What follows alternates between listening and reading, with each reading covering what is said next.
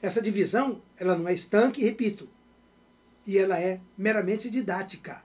Porque no momento em que a criança, o pré-adolescente, o adolescente, o jovem está se preparando para a vida, ele também já está trabalhando, já está ganhando, já está angariando alguma coisa. Ele está ganhando a vida. Ele está ganhando a vida porque ele está se preparando para ela. E ele está ganhando a vida porque ele já está ajudando o papai, ajudando a mamãe, ajudando a sua família, está trabalhando, já está construindo uma vida moral, uma vida ética, uma vida social e também uma vida econômica. E se preparando, estudando, se qualificando, melhorando.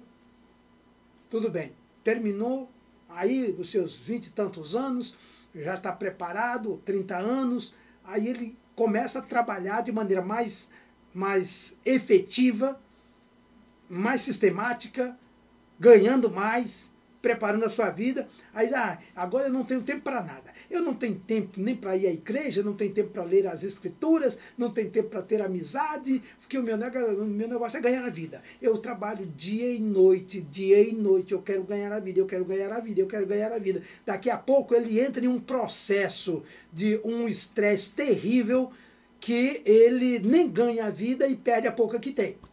Então, cuidado, também não é assim. Mesmo trabalhando, mesmo lutando, mesmo procurando ganhar a vida, eu, você, ele, nós, vós e etc., nós temos que ter um equilíbrio ao momento do adorar a Deus, servir a Deus, o momento social da família, o momento com os amigos, o momento social precisa ter isso, precisa ter. Caso contrário,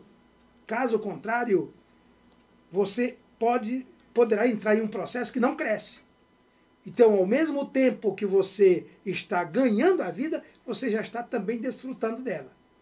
E é claro que vai chegar a melhor idade, você é aposentado, no meu caso eu estou aposentado. Eu estou aposentado.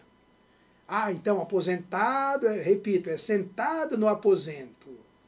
Ok, sentado no aposento, não vou mover uma palha, não vou mais fazer nada, eu vou morar no meu apartamento, por exemplo, na Avenida Nossa Senhora de Copacabana, e ali vou ficar deitado, com a boca cheia de dentes, talvez artificiais, esperando a morte chegar. É isso? Claro que não. Claro que não. Mesmo na melhor idade, eu não sei se eu estou na melhor idade ou na super melhor idade, ou sei lá, porque eu já vou para 74 anos. Então, mesmo nesta terceira fase, nós vivemos a segunda e vivemos a primeira. Às vezes até com brincadeiras de crianças, de adolescentes, de jovens. E aí a gente está intercambiando. Essas três fases são interrelacionadas, são intercomunicáveis. É um todo. É um todo. E não se esqueça daquilo que já falamos, e tem vídeo aí tratando sobre isso. Que o todo é mais do que a soma das partes. O todo é mais do que a soma das partes. Então você vê a vida como um todo. A primeira fase, a segunda fase, a terceira fase são partes. São partes. Mas a vida tem que ser vista como um todo. Estamos aqui entendidos? Quero crer que sim. Não se esqueça de se inscrever no canal. Me permita hidratar o meu aparelho fonador. Essas três fases, todas têm atividade. Por exemplo, olha aqui, lembrei de uma coisa. Vamos dar um exemplo aqui de exercícios físicos. Os nossos corpos precisam, os nossos corpos físicos, biológicos, precisam de atividades, de exercícios físicos. Atividades físicas todos têm, que é trabalhar, levantar, andar, caminhar. Isso é atividade física. Exercícios físicos, isso é diferente. Os exercícios físicos são atividades, são exercícios peculiares, específicos, regulares, técnicos, orientados, que nós fazemos. Na academia, por exemplo. Então, os nossos corpos precisam da atividade, mas precisam de exercícios. A criança precisa de exercício, o jovem precisa de exercício e a melhor idade precisa de exercício. Todos precisam de exercício. A pessoa que não faz exercício, quer seja criança, ou jovem, ou adulto, ou ancião, ou anciã, se não fizerem exercícios, essas pessoas podem chegar, e certamente chegarão, a uma velhice prematura. E viverão 10 a 15 anos a menos. E as pessoas, a partir de 40 anos, começam a entrar em um processo chamado de sarcopenia. E o que é sarcopenia? Sarcopenia é a perda de massa muscular. É a perda de massa muscular. E os bracinhos vão afinando, e as perninhas vão afinando, e a pessoa toda vai se diminuindo, parece que vai sumindo,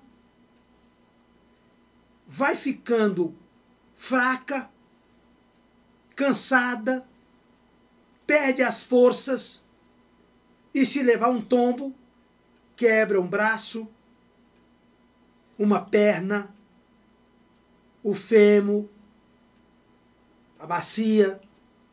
Olha as consequências. Por quê? Porque precisa, ao mesmo tempo, qualquer que seja a faixa etária, estar nesse movimento para se manter no mesmo patamar, para se manter grande. Voltando para crescer, precisa manter-se grande. Estamos entendidos? Ah, não estou gostando disso. Vamos olhar para a Bíblia e vamos ver se a gente acha alguma coisa que a gente possa aplicar, ainda que indiretamente e ainda que por analogia. Quando você pega a epístola de Paulo a Timóteo, capítulo 5 e capítulo 2 e versículo 5, é uma epístola pastoral, Paulo fala para Timóteo: o atleta que toma parte numa corrida não recebe o prêmio se não obedecer às regras da competição. Eu estou lendo aqui na tradução, nessa versão nova tradução na linguagem de hoje. Nova tradução na linguagem de hoje. Você lembra que nós falamos aqui, já em um vídeo, em uma live, obedeça e cresça? Porque a obediência é elemento fundamental para o crescimento. E Paulo aqui usa a figura do atleta. O atleta, para ser condecorado, para receber o prêmio, ele precisa competir conforme as regras, obedecendo às regras. O apóstolo Paulo, mesmo apóstolo Paulo, lá na epístola aos Coríntios, primeira epístola, capítulo 9, 24 e 27, ele diz assim: vocês sabem que numa corrida, embora todos os corredores tomem parte, somente um ganha o prêmio. Está vendo? Portanto, corram de tal maneira que ganhem o prêmio. E ele continua: todo atleta que está treinando aguenta exercícios duros, porque quer receber uma coroa de folhas de louro. Uma coroa que, aliás, não dura muito. Mas nós queremos receber uma coroa que dura para sempre. Paulo está se referindo aqui aos esportes olímpicos, às competições olímpicas, originariamente da Grécia. E o prêmio do vencedor era aquela coroa de folhas de louro. Não eram milhões de dólares ou de euros. Ele está aqui falando da corrida espiritual. Mas se ele, para falar da corrida espiritual, ele recorre à corrida material, à corrida atlética. E continua: por isso corro direto para a linha final. Continua usando a metáfora das competições olímpicas. Também sou como um lutador de boxe, que não perde nenhum golpe. Olha, Paulo usando a metáfora do esporte, da luta. Eu trato o meu corpo duramente e o obrigo a ser completamente controlado para quê? Depois de ter chamado outros para entrarem na luta, eu mesmo não venha a ser eliminado dela.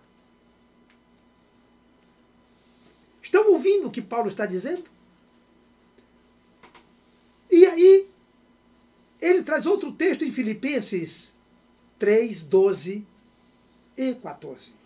E ele diz, falando sobre a perfeição, sobre a primeira ressurreição, ele diz, não estou querendo dizer que já consegui tudo o que quero, ou que já fiquei perfeito, mas continuo a correr para conquistar o prêmio, pois para isso já fui conquistado por Cristo Jesus. É claro, irmãos, que eu não penso que já consegui isso. Porém, uma coisa eu faço. Esqueço aquilo que fica para trás e avanço para o que está na minha frente. Corro direto para a linha de chegada, a fim de conseguir o prêmio da vitória. Prêmio da vitória. Este prêmio é a nova vida para a qual Deus me chamou por meio de Cristo Jesus. Olha aqui. O que Paulo está falando? Paulo está dando exemplo da vida espiritual, da corrida espiritual, do avanço espiritual, do êxito espiritual, do crescimento espiritual, da melhoria espiritual. Ele está falando de perfeição, ele está falando aqui de santidade. Ele repete, perfeição mesmo, diretamente perfeição. Ele não está dizendo que ele já tem tudo pronto, perfeito, absolutizado, cristalizado. Não. Ele está em processo de crescimento, de melhorar. Sempre melhorando. Sempre melhorando.